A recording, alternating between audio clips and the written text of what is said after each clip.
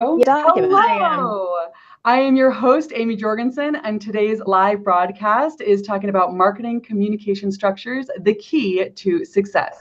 It is Thursday, May 17th, 2018 at 1 o'clock Eastern Time, and this is Marketing Live.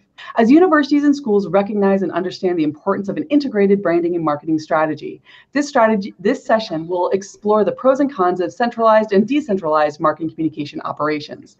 No matter how an institution is configured, working across the organization is essential.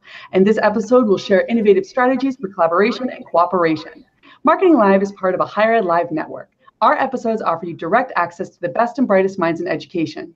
Be a part of our live broadcast by sharing your knowledge. Participate in today's discussion by tweeting us using hashtag HigherEdLive. All of our episodes are free and easy to access in the video archives at higheredlive.com, or take Higher Ed Live with you on the go by subscribing to our podcast. Higher Ed Live is produced by M. Stoner, a digital-first agency committed to tailored solutions that drive real results. No matter the size of your institution, digital enrollment marketing communications comes with a challenge. Wouldn't it be great if there was one tool that could help you navigate all of these challenges? Register for M. Stoner's free webinar, Map It Out, the path to better digital enhancement with prospects. During the May 23rd webinar, M. Stoner's content strategy covers 7 ways an experience map can improve engagement with prospective students. We're tweeting out a link shortly with the registration link and more details. I would like to welcome our guests today. We have Chris Cormus, Associate Dean and Chief Marketing Officer at Georgetown's McDonough School of Business. Welcome, Chris. Thank you. Thank you very much. And we have Julie Zito, Assistant Vice President of Marketing at American University. Welcome, Julie. Hello. Thanks for having me. And again, to anyone who is watching, please do not hesitate to ask questions using hashtag HigherEdLive on Twitter, and I will do my best to try and monitor those and ask those with our guests as they come along. Let's start off with a few questions of my own. So let's start off by telling us about the survey you conducted about marketing and communication structures. So I've worn both halves of my career. First at George Washington University and now at Georgetown University's McDonough School of Business, overseeing Communications Office at GW, and now at Georgetown, the Marketing and Communications Division for the Business School. And while we have a centralized Marcom office at the McDonough School in charge of brand and communications, our degree programs are responsible for their day-to-day recruitment and admissions activities. So we have a hybrid model built on collaboration. Yeah, and similar to Chris, I've sort of been on both sides as well. Right now, I lead the marketing division at American University. But before I came to AU, I was at the Smith School of Business at the University of Maryland, where I was led the marketing division there. So, similar experience. And I think, the reason we wanted to do a survey, Chris came to me with this idea to really understand marketing communication structures and operation, and which there are a variety of models, and we wanted to figure out which model worked best. Do you have this combination of central and decentralized within a school, within a university? Does it matter what size your school is, if you're private or public? Really around the results of that. Right, and then we delivered this presentation at the AMA conference for higher ed back in November. It was very well received, and so we're happy to be talking to you about it today. Excellent. So let's talk a little bit about what kinds of marketing communication structures exist in higher education. Sure. So we identified really through the survey, Chris and I sort of had our thoughts on what that would look like before going into it, both based on our experience and then other colleagues at other schools. But we really identified sort of 4 structures through the survey. One is a university centralized office. The university or college Marcom office really manages all the brand and marketing communications for the university, and then for the schools and the programs. Then there are school-based offices, right? So that each school has their own office managing all aspects of marketing communication for their brand, for the school and their programs.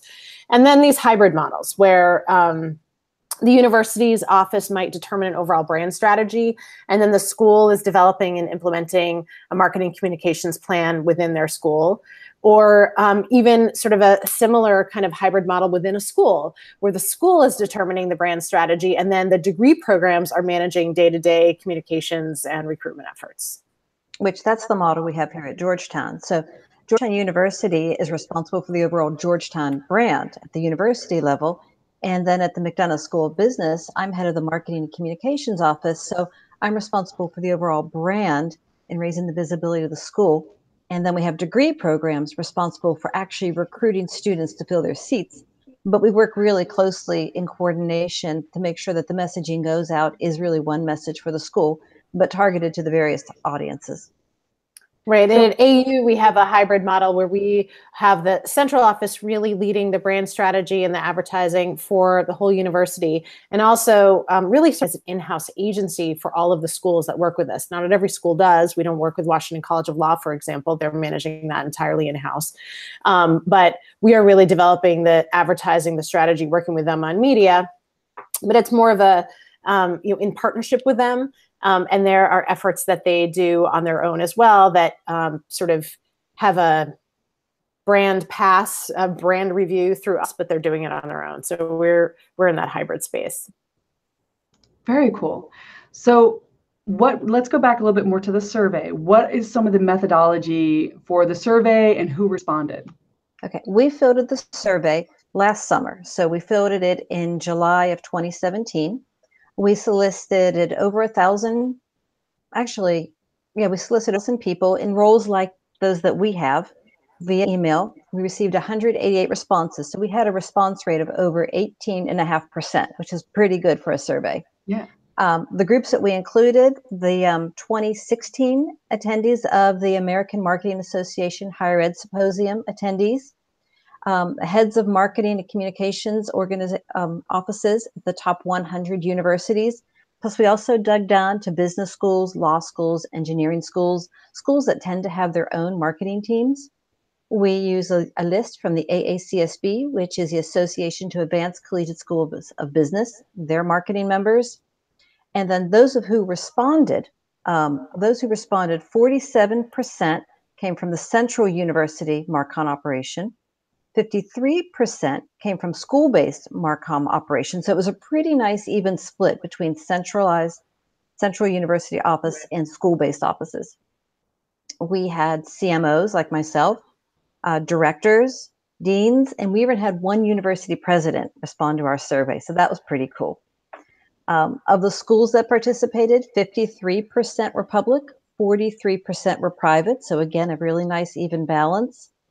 And what we've learned from this survey initially regarding the makeup of the people who took the survey is that at the university level, there's an interesting reporting structure. Most report to the vice president or president.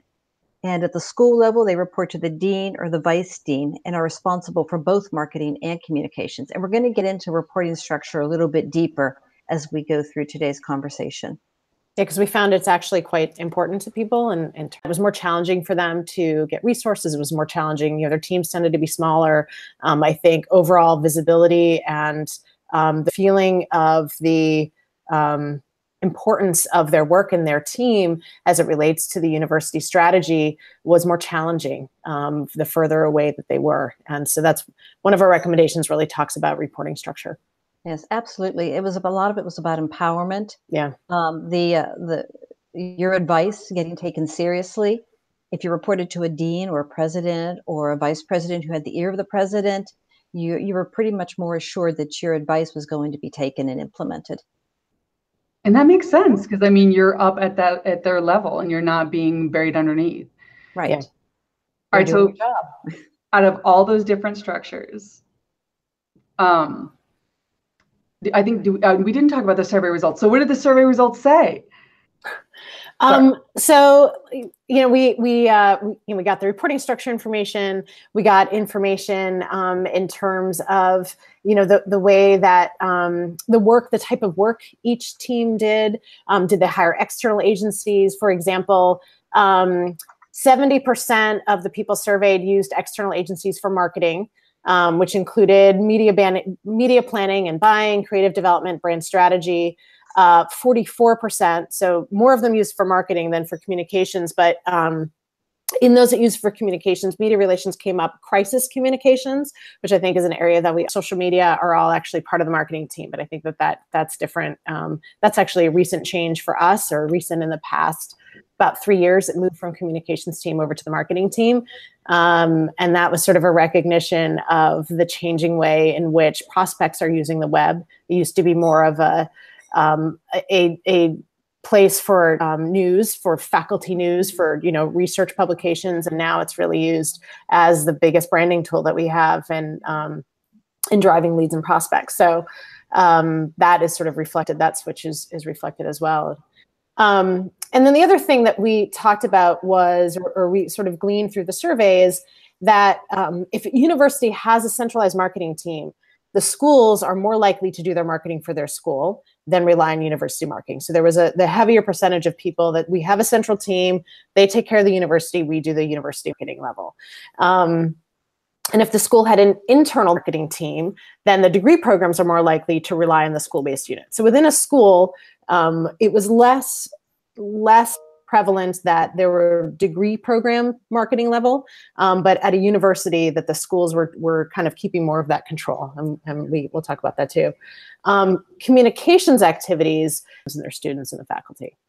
Yeah, and we definitely see that here at Georgetown, where the university has managed the university brand. It's the go-to for crisis communication and overall messaging. And here at the school, we're so close to the students and the faculty that we really can harvest the stories that we can put forth that help us with our communications and marketing efforts, and then help the programs in their recruiting for their degrees. Right. And at AU, we actually are a little bit different than what most people had, even on a communications level. We do communications on behalf, media relations on behalf of the schools, again, in partnership with them.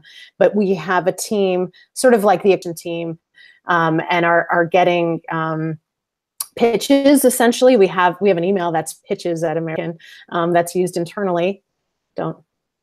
It's like, I suppose other people could use it now, but it's an internal meant for so that there's a way for faculty and program directors and the schools really to, in addition to that personal connection that we have weekly, so that they can share things that are coming up.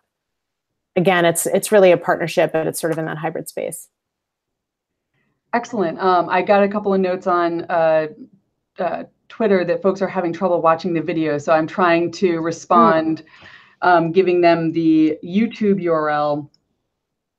So hopefully that helps. Sorry for jumping on that real quick. All right, great. So you have different kinds of structures, the way they're organized, the way they all work together. So which structure is better? Well, it's interesting.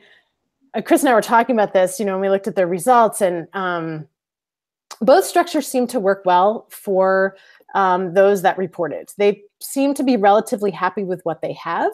Although we did notice, we asked a question later, would you recommend your structure to others? And most people said no. So, we were sort of, in some part, it's the devil, perhaps better than imagining something else, but you're not entirely happy with what you have. But, it was a significant amount. I mean, almost 70% of those of the university-based model were happy with their model. They say the collaboration is a key to success. They see cost savings. We had some open fields where people, gave us responses, and people said things like marketing independence for each college is good, but centralized communications is a great service for all of campus, so that you can see that sort of marketing and communications balance there. We're technically decentralized, but we work very closely with the main campus, and they're a tremendous partner to us. Someone mentioned, collaboration leading to cost savings, branding leadership in schools, branding leadership from the university, and then the schools can manage the strategic efforts. So, I think that most people seem pretty happy with that model. I mean, there were 31% that said it wasn't working for them. And that was really because of the amount of work and the resources. And again, this reporting structure issue that we mentioned early. So, people said things like the pure volume of responsibility and tasks that come with this model grossly overwhelms our actual resources. The model is solid, but staffing is insufficient to meet demands.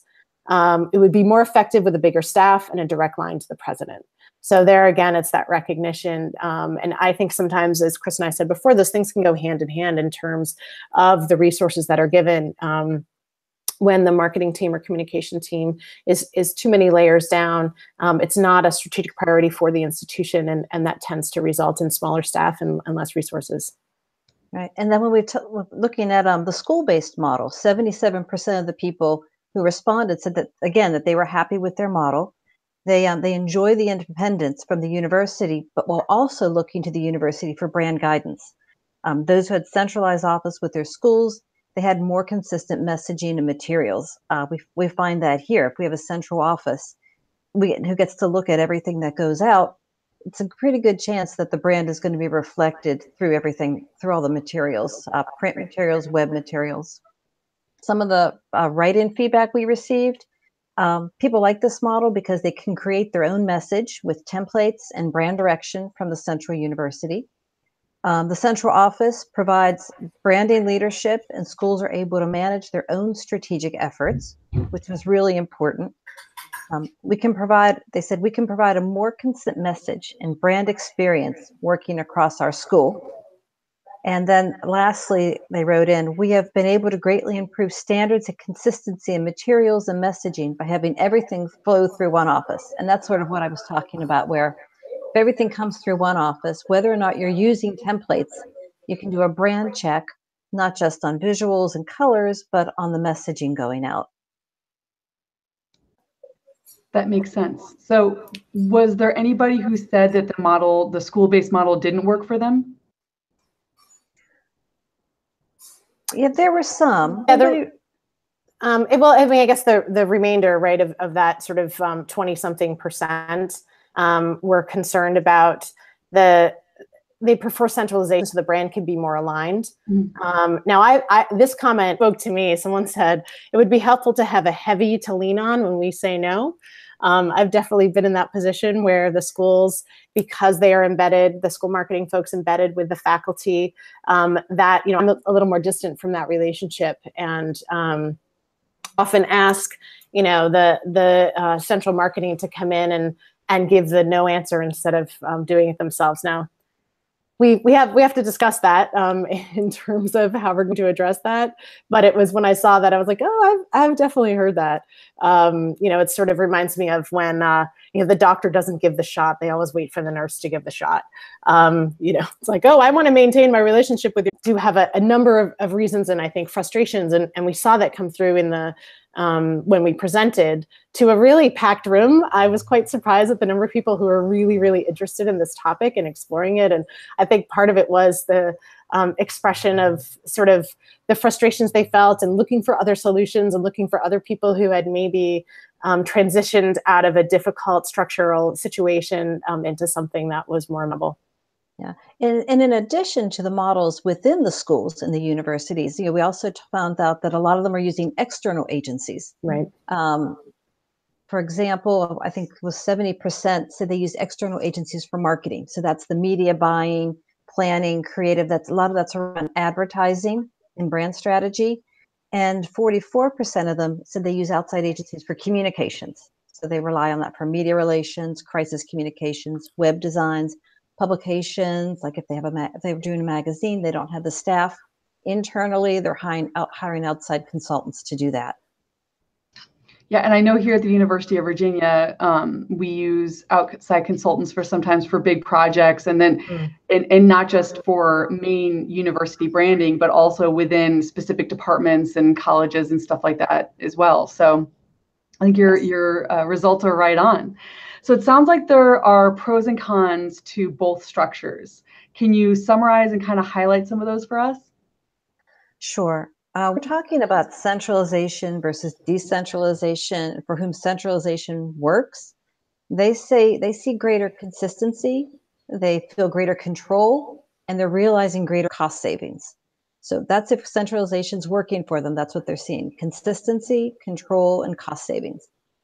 Now, they also report that they lack in-depth understanding of product lines and audiences if it's centralized. If the people actually doing, for example, the recruiting are in another office way across campus, they're not typically accountable in the same way as the units. They may not have the day-to-day understanding of the program to be able to market it properly. There may be brand priorities at the university level that can take precedence over the division or the unit priorities. So an attention can be divided. Mm-hmm. And then we also found, this is really common, a lot of the answers. They're not as agile if they're managing multiple campaigns with limited human resources. We always heard And I think we always do here in higher education, that we need more staff. Well, when you have a centralized model that's managing for everybody at the university, they're really feeling that pull, that push and pull with the volume. So those in favor of decentralization, though, point out to ownership and accountability in the hands of those closer to the product and audiences, which goes back to what I was just talking about, and the speed of getting work done. So if you're decentralized and the program is responsible for their marketing, they can get it done a lot faster because they're not dealing with, at the university level, with the volume. There are issues they encounter, though, and they could result in what we all like to call going rogue. The rogo. The rogos going rogue. Rogo, yeah. So that's really, it's inconsistent brand expressions and customer experiences. If you're in a small office on your own, you might find it hard to attract talent with limited opportunities for growth. You could be wasting a lot of money duplicating your efforts and resources. And when you work on your own, there's a lack of knowledge, sharing, learning, and best practices that you can get when you work across an organization. That's very true. And I love that you brought the going rogue, because I've seen at many institutions where it's centralized, and then there's a department or an office that doesn't feel like they're being heard as well. And so they are like, we're going to hire our own market. Please the client. And then it's like, hey, who did this thing? I'm just curious. And how did this all work? And, it doesn't even have a university logo on it. And, so to kind of go back and back through, and, we try to provide resources if we can't work on something, because I think some of these things are true, right? In terms of our priorities as central market. There's a lot of work we do for the schools, but we also are doing work for the institution, for the president's office, big initiatives. And we try to provide a level of resources for the partners across the university that we have vetted, that we have brought on board, that we have done a sort of training with in terms of brand standards. And so that we have an option for them. Obviously, it's not the same free resource they have with us, but if there's work that they determine as a priority for them and it cannot fit within the availability that we have and the time that they need, we try to connect them with a trusted resource that we would much rather introduce them to an agency that we've brought up to speed than have people just go and hire folks on their own. Right. And they're good intentioned. I mean, they're trying to do the best they can for the university. And I have a policy. It's always trying to say, yes, we can help you. It might be that we can actually help you here in the office, or it might be we have these great resources, like Julia said, that we've vetted, that we can direct you to and help you get the best price. Because in the end, we all want what's best for the institution and for our programs. Most certainly. And I love that you brought up that sometimes they go off and hire their own people. And one of the things is killed me that I've heard I heard at the University of Michigan Health System of, you hire the engineering kids to wire that thing on campus, right? And somehow our area in marketing seems to, that you don't really need expertise and experience to do it. But, we've got all these great graphic design kids. Why don't they take care of this? So and then when you get into web, there's the issue nowadays with ADA compliance. Oh, wow. Yeah. Maybe your friend's son can build you a website, but is that site going to be ADA compliant for everyone coming to go to your school? Yep. It's very, very true. And I think that's also, it aligns with what you were talking before in regards to where these different marketing areas report to and whether or not they have the resources and the funding and almost the justification for their existence. Because if they're buried down on the hierarchy, it's like, oh, well, you're not as important as this other area that's higher up. And I love your quote about, would you hire the, accounting students to do all your books? Because I'm going to use that from now. Yeah, I've used it. People don't quite see it as the same thing. It's not the same. Right, yeah.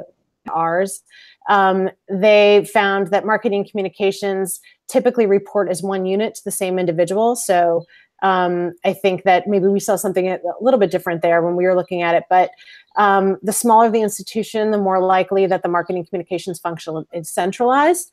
And I mentioned that in terms of colleges and smaller schools. And we looked at size as well. And of course, I think that it goes back to one, resources, but two, I think it's also easier to control. The bigger your institution gets and the more people get hired at every school. And of course, those people want a level of control as well. And functions have changed in the past, 5 to 10 years more than structure. So, for example, crisis communications. We now have someone on our team who is a crisis communicator, and we did not have that. The position has only been around, maybe a year now. And I think that the need for a social media team, the need for a web team, it used to be sort of part of someone's job. And so, the digital revolution and all that's come with that in terms of how we need to respond and what we need to do, the case survey really showed that that's what's changed more than anything else in the last few years. I mean, even having a social media director. Right. That's communicate good things, and also to, sort of file complaints, to raise concerns. And, they consider it one of their main methods of communication. So we've had to respond in a way and engage in that in a way that we didn't have to do previously. And as a consumer, I know that I get a response from airlines a lot quicker if I tweet at them as opposed to trying to call them or things like that. If you're having a problem, sometimes it is better as a consumer just to leverage social media to see what help you can get. Yeah. So what are some of the processes and practices that you would recommend? Yeah, so we really, no matter what model your school has, we did have a set of recommended practices that came out of sort of doing the survey, and then also through the experience that Chris and I have. We really recommend that you create a brand marketing council across the institution. Again, no matter what, if you're centralized, decentralized, but to ensure a level of branding and messaging consistency. As Chris said, everyone is well-intentioned. I think that most people who do what we do, there is an understanding of the power of leveraging the full brand, and also learning from one another. So having specialized meetings to ensure best practices. One of the things I was in entertainment marketing for years before I joined higher ed. And one of the things I really love about it is an area where people do share ideas much more freely. When I was in entertainment marketing, people really, conferences would basically be people going there to brag about the thing that they had done, as opposed to learning from one another. And I think you'll see that, you see that across the university as well, that people are really willing to share. And hey, we tried this, it worked for us. Have you guys thought about that? We love LinkedIn InMail. Here's what we did. We worked with our faculty members. So, making sure you can be, whether you're in a school or you're central, that you can be a place for people to kind of to pull people together and gather. Clearly defining roles and workflows, of course, is a best practice really for any industry. But something we talked about was that if you can centralize a budget responsibility, you can see across all programs and create synergies and complementary efforts across those programs.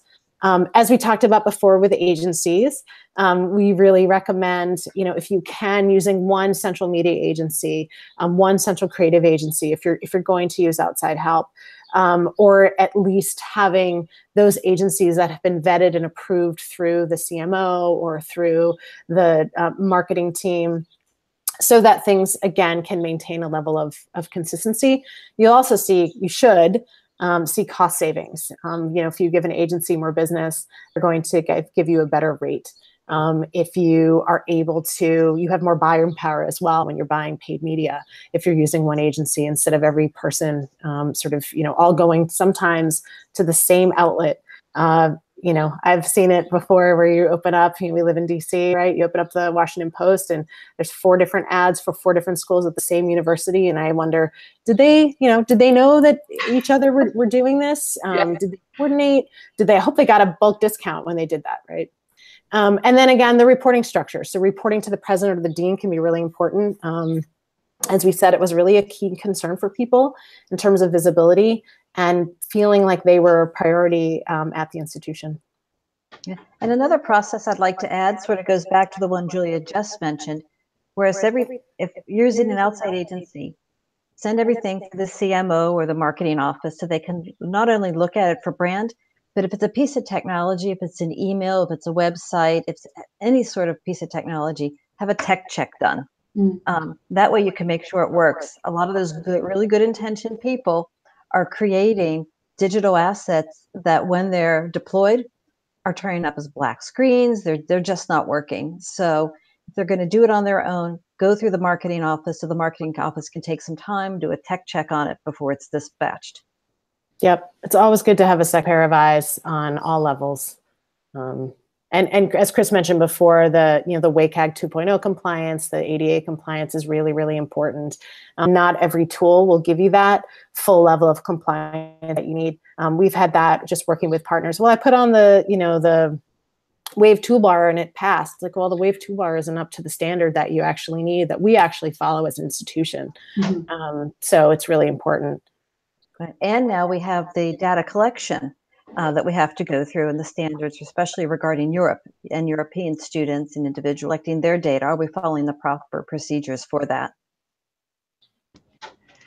Excellent. So we do have a question from Laura. Where can they find the survey results? Do you have them published somewhere? We do not. Well, we submitted them to the AMA after our presentation. Right. I don't know if they're on their website. Yeah, so right, last year's conference, they ask all the presenters, or every year the AMA asks all the presenters to send them the presentation. So we could try to find out if those are still live and if so, we can send you a link, Amy, and you can put it along with the cast. Perfect. And yeah, if they're not available there. And when you work in a university environment, I mean, it tends to be a collaborative environment. So collaboration is key, whether you have a centralized model or you have a decentralized model. What Julie said, create branding councils and strategies, and get these councils together for information sharing, for education. Just have your branding councils together. It's one of the best things. People love getting together. It could be over coffee. It could be over lunch. It doesn't even need to be over food, though. In higher ed, people really like to eat. It's true. So bring your groups together and share ideas. Report to top leadership. That's where the decisions are made. And if you're being paid to give advice, it needs to go to the person making the decision. So you really need to report to top leadership, or report to someone who's reporting to top leadership and taking your advice. And be agile. Be agile with your plans and your structure, because as you can see from this survey and this session, there is really no one structure that's going to be best for everyone. And you may need to move between structures throughout your time at your institution. And that goes to my last point, which is maximize the strength of the hybrid model. It may be that a hybrid model is what's going to be best for you. And as you said, Chris, right, we all have the same goal. I mean, when I work with the schools and they're, struggling over meeting enrollment numbers, I feel the same struggle, right? It's my goal too, to make sure that we are enrolling great students. It is, we all have the same level of priority, or the same interest and same priorities. So leverage that and leverage the skills that you all have, and the power you can all bring together, instead of feeling isolated and that you're somehow working alone or not together. Yeah, especially if you're a one-person or a two-person office within a larger university, really get together with the folks around the university who do what you do. And that goes to the branding councils. Yep. That's really smart. Well, thank you so much. I know I've learned so much today, and Chris and Julie, I love your advice and your tips and insights, and I'm going to be bringing them to my boss today. So thanks for having us, Amy. Really appreciate it. Yes, thank you, Amy. And thank you always to our program sponsor, M. Stoner, and to everyone watching. Have